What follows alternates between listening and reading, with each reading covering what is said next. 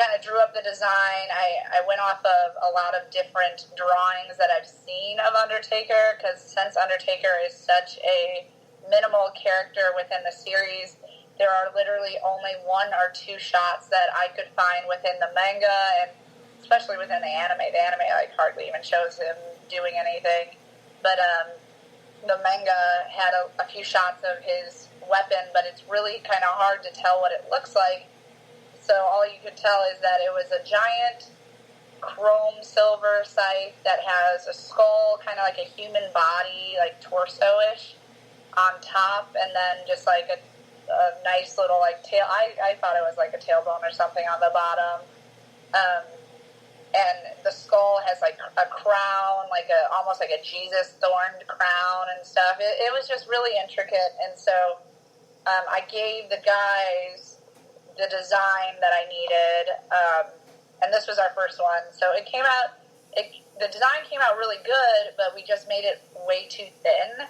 So the scythe in general broke right away. I broke it right away, which was awful. But so I had to re-glue it with E6000 glue, and E6000 glue is amazing. It's a lifesaver to me, but it is an expanding glue, so it starts off, you have to fill up the hole that you broke, and you fill it up with this glue so that it can, attach, but then once the glue dries, it expands, and it morphed my scythe a little bit, so people who saw the scythe really up close, they could see that I was trying to re-glue the scythe, and it curves off to the right a little bit, and then I also just didn't trust the outside layer of the scythe at all, so I tried to wood glue. Wood glue is a great way to make a lot of thermoplastics look chrome and look really, really shiny and come off really clear. I use it on Warbler, which is a thermoplastic, all the time, and Warbler is a sawdust mixture that turns into a hard plastic, but it always looks a little grainy, so you cover it and cover it and cover it. I mean, like 6 or 7 times with wood glue, and it turns out to look like a metallic thing, and it's awesome.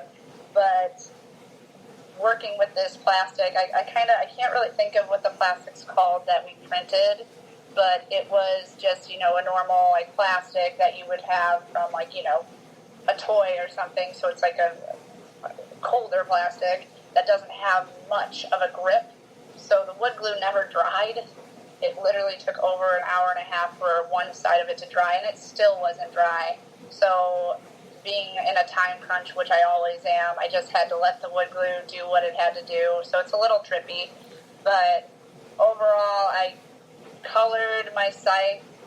I spray paint. I like to use spray paint as my my paints, because I like how it can come out almost like an airbrushed look if I want it to. So I tried to make the depth effect of the middle of the scythe look darker, and the chrome around the outside to make it have that depth look. And then I used a fake skeleton that I bought from Amazon really cheap. And I used that head, and then I made my own thorn crown out of sticks and stuff. And then I made the vertebrae and the rib cage out of Warbler to really give it that look.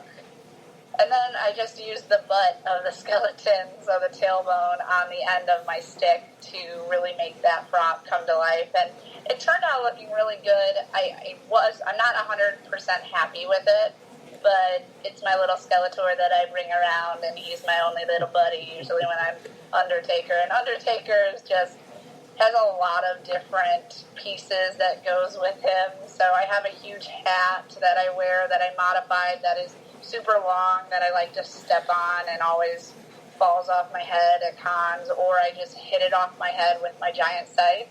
People like to watch me struggle with my weapon and my hat at the same time. But it's all in all a fun time. That Undertaker I had to modify a lot of things, and he's my first costume this year, not counting the 7 Deadly Sins, and he was my first costume ever using unrivaled prototyping, 3D printing, and graphically designing something. So it's a cool first, but we got better throughout the month because the site that for Death Pact Angel is 110% better, and I love that site. It's much thicker. I love it. Jeez Louise. That has a lot of details going into just the simple, well, supposedly simple, stick with a nice little metal hook at the end. But I definitely want to talk about the 7 Deadly Sins, but we're going to save that for later on episode, probably in May. I think that's going to be an episode all on its own because I was very impressed on how much, work it must have took into that, as well as, just creating a different aspect to it. But again, focus on that just a little bit later. Final thing I think I want to talk about when it comes to the preparation stage is probably one of, if not the most important part of cosplaying, that being the hairstyle and the makeup, because, it's great to have a good costume, it's great to have props, but unless you kind of look the character, that kind of does affect the rest of the costume a little bit. So let me ask this question first. Before you go into most of your cons, do you ever just practice, creating the makeup and making the look? Or is it more just, it's one of those things where you kind of make up on the fly the day of the con? Well, I would be lying if I say I practice, because I never usually have time to practice, but I do look up what I want, and I do have an idea of what I want at all times. Obviously, most of my characters have a certain look I go off of, taking the 7 Deadly Sins totally out of this, which that was me, my own creation, so it was different, but most characters that I do, are a character already. So, like The Undertaker, he has a significant scar that goes across his whole face. And so if you're going to do The Undertaker and you're not going to put a scar on your face, you could be anybody. Because he's a manga and anime character that nobody knows anyway. So it's like a good definition of him, besides the fact that he has a crazy weird hat and a crazy weird sight, is that he also has that scar that goes across his face. So I like to practice and try to use some sort of prosthetics. And I did for St. Louis. Me and my sister tried to help me use this prosthetic wax that I got. But overall, I don't know, I never have luck with prosthetics. Like, I always feel like they look really fake, and it could be just I'm not very skilled at it right now, but I tried to use prosthetic cheekbones once for Maleficent, and it was just a horror show. Like, it just never comes out right. They never look like they're actually on my skin. They never match my skin tone, and it's very frustrating because a lot of my costumes, even my horror-based ones, still need to look that eerie pretty to me, or I failed.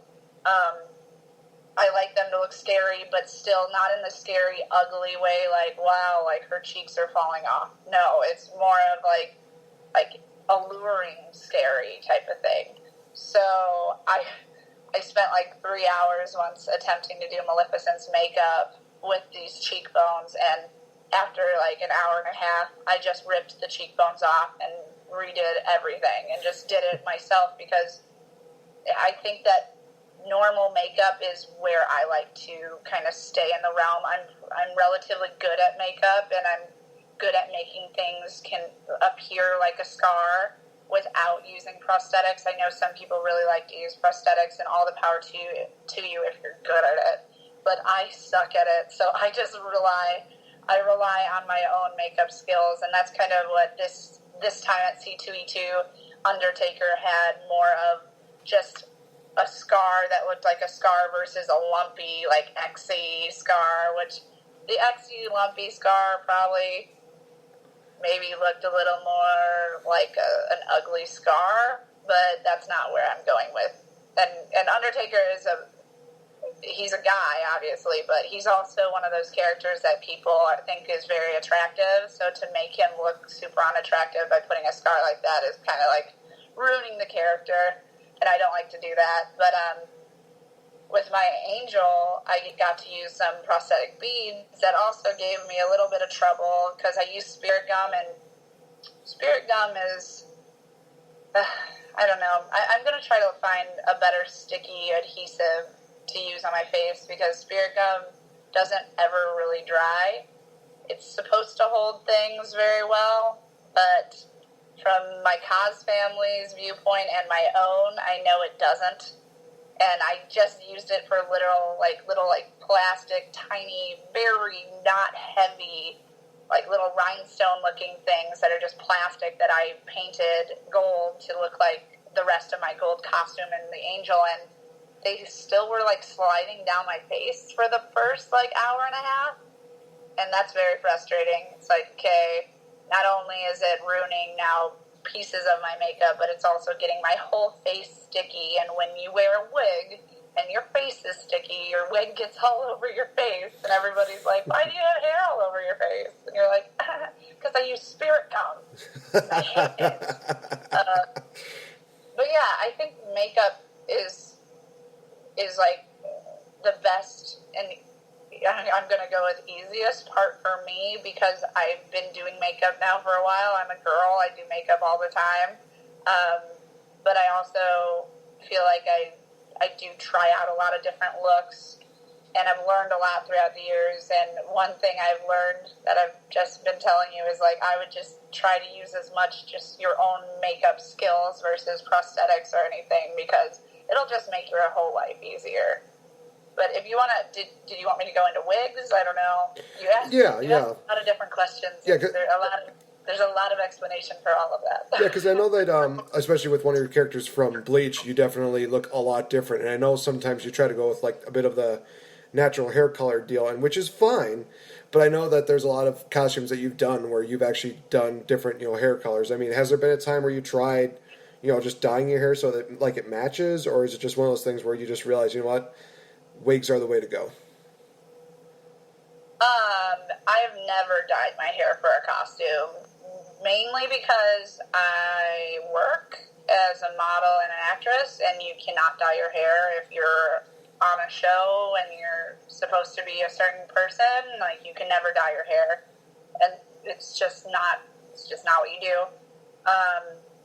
And I know people who do that. I know people who do, like, just spray and wash type of thing, and that works for them. For me personally, I love wigs, and I love wigs. There's a love-hate relationship with these wigs, actually. But I started my career with wigs using Arta wigs, and Arta is a really good wig shop. It really is meant for cosplay. They do crazy cosplay wigs. One of the best wigs that I have from Arta is my Ichigo Kurosaki wig, the long orange one. They made it for Ichigo, basically. It was an awesome find, and it's not that thick, so it stays crazy, and his hair is not supposed to be pristine and beautiful, so I'm okay with it getting matted. But the one awful part of Arta wigs, and I'm sorry to say this, but Arta wigs just get ruined. People, if you go out and party even once in your Arta wig, it's going to be ruined, and it's so sad. Ugh. And we just had a lawnmower start right next to me, so that's great. I'm going to try to move away from this lawnmower inside, but you can still hear when people are doing yard work. But so in general, wigs are quite a hassle to work with because they aren't normal hair. So if you piece them or string them or pull them apart to try to get them around horns or around anything, it ruins the wig and the fabrics that people make wigs. Because most wigs that you buy for cheap, which Arta is a very cheap wig shop, which is why I started with them, they make it out of plastics, and so if you rip a plastic, your wig gets really stringy, and people, I mean, you notice when you're walking a con floor and you see somebody with a wig that they just ripped apart trying to comb it out, because wigs get matted. It's almost like you have a big chunk of dreadlock in the back of your hair because these synthetic plastics that they use don't do well with rubbing. You rub, you walk around throughout the con, you go and party in this wig, the wig is ruined.